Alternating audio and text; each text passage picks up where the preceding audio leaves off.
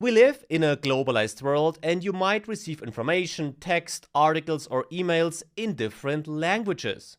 And ChatGPT can be a great helper in such cases. Same thing applies to tone adjustment. As mentioned earlier, I'm not a native English speaker. Therefore, if I write an email to a colleague, for example, and I might not be too happy about the work he or she delivered, then ChatGPT might help me to adjust the tone to make it a bit more friendly while still making my point clear.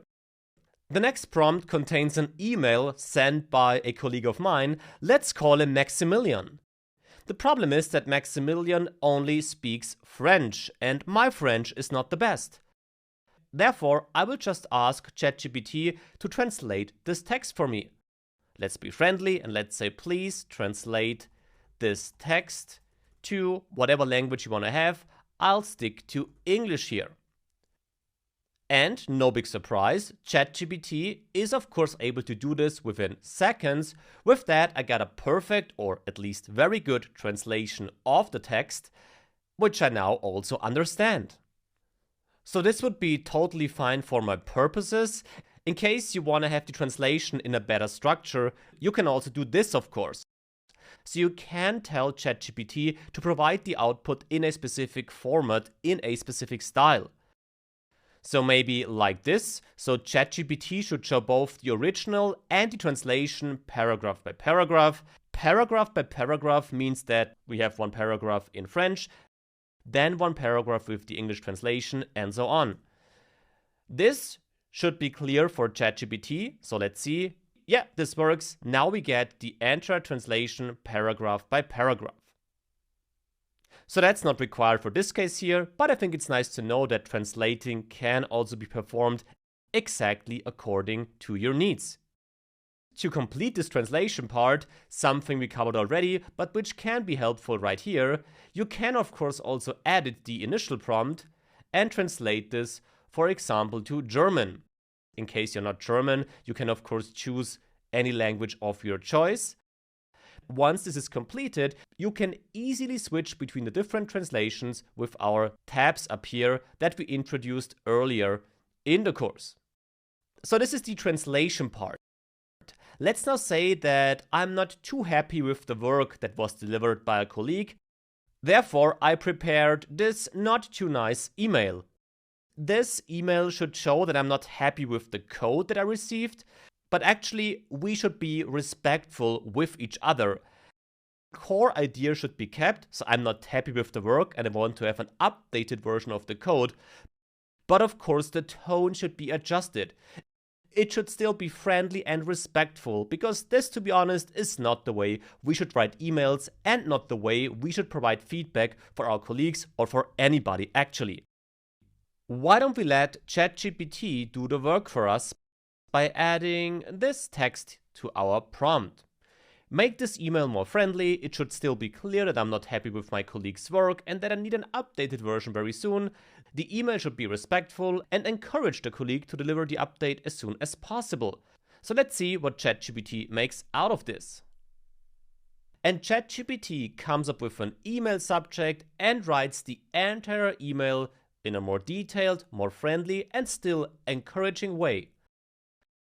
This is a very extreme example, obviously, but in case you are not happy with the tone or the general way your email is written or any other text, ChatGPT can help you here and transform your text within seconds. Time to move on to another daily task, or to two daily tasks actually: proofreading and enhancing text. Proofreading simply means checking our text for grammar or spelling mistakes.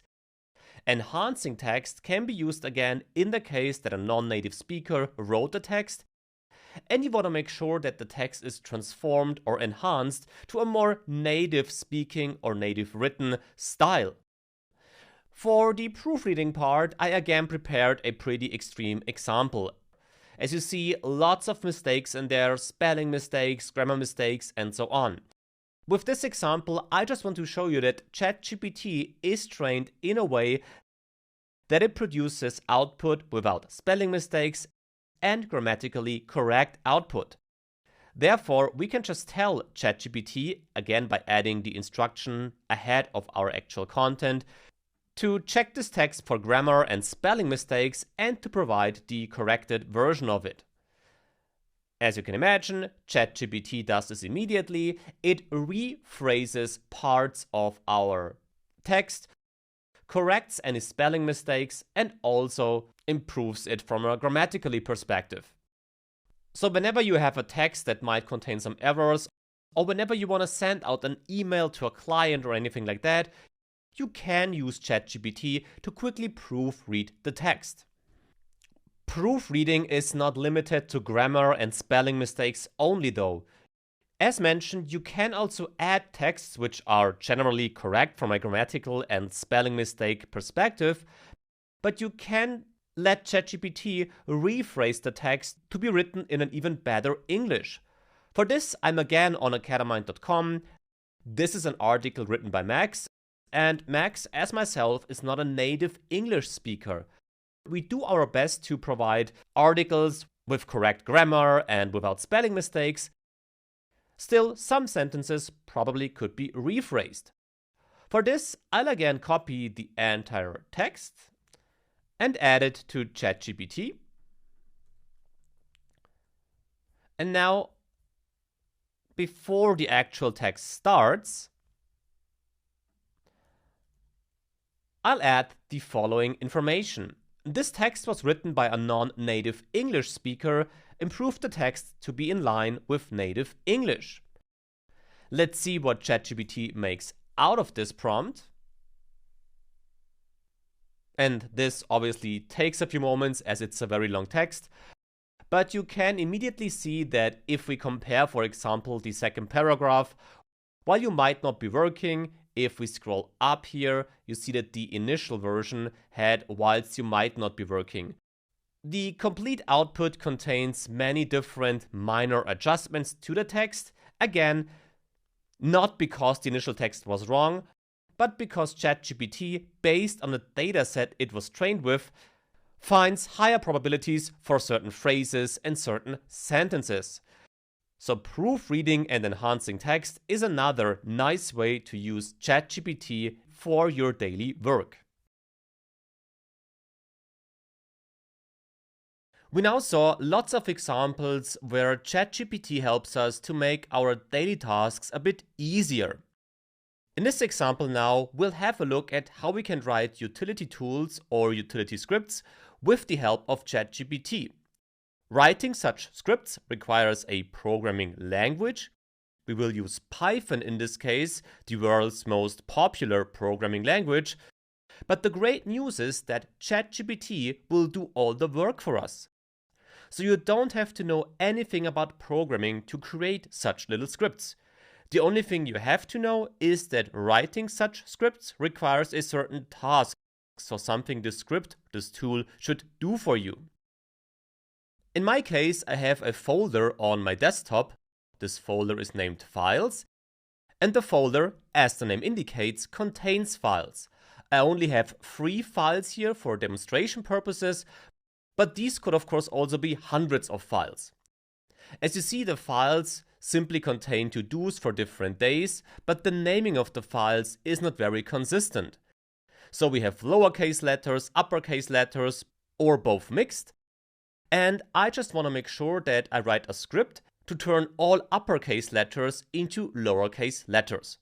Let's see how ChatGPT can help us here. By adding this prompt, we instruct ChatGPT to be a programmer or to act as a programmer, and we tell it that we need a Python script. The rest is just some basic information about our computer. I, for example, am working on a Mac computer.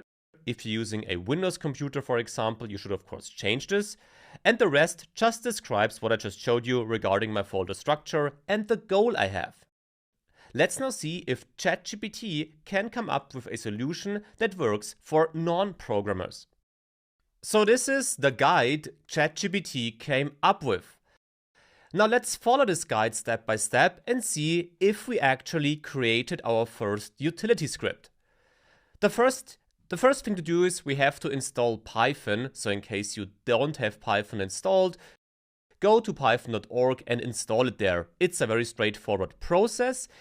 In case anything is unclear there, you can simply ask ChatGPT to guide you through the installation. The second step is, as I'm working on a Mac computer, to open the terminal. So we simply have to type command and space to open the Spotlight search, and there we can find the terminal. So let's open the terminal now. So I got my terminal here to the right. In the terminal, we should now create a new Python script. For this, we first have to navigate to the desktop by using the cd command here. So this now simply navigates inside the terminal to our desktop where the project files are and where we will also create our Python file with the code. And now, as we are on the desktop, we will run the touch command to create a new file named renamefiles.py. This file will then contain our code. If you ran this command successfully, you should find a new file on your desktop named renamefiles.py. The next step now is to open the file that we just created inside our terminal. For this, we run this open command here. And once again, confirm this with enter. Now the text editor should have opened. So here I got my text editor where I will now add my code. We will simply copy paste the code here. In this example, this is all right because we checked the code obviously, but you shouldn't simply copy and paste code ChatGPT generated and which you don't understand. In this case, we are working with files on our system, so this can cause damage on your machine. Therefore, always check the code you run and use that is generated by ChatGPT. This code here I created is alright, so you can just use that code on your machine. The code can also be found attached to this video. So with copy code right here, we can now paste it into our text editor and save this with Command S. And now we should close the text editor. And then with this, we are already done. Now we only have to run the script by typing, or by in this case copying, this command into the terminal.